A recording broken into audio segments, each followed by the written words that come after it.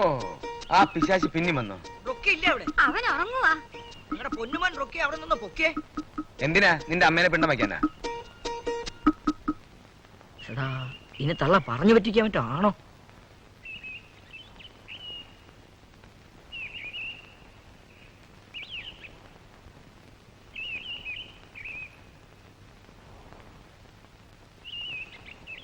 ദേ, 100 ആയുസാ ചേട്ടന്.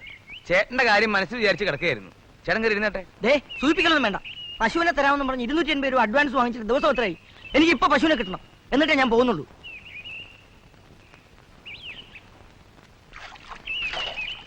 എടോ, തനിക്ക് ചെവി കേൾക്കുന്നുണ്ടോ? ഇന്ന് എനിക്ക് രണ്ടിലൊന്നും അറിയണം. പശു ഇല്ലെങ്കിൽ വേണ്ട, എനിക്ക് എന്റെ കാശിങ് തന്നേച്ചാ മതി.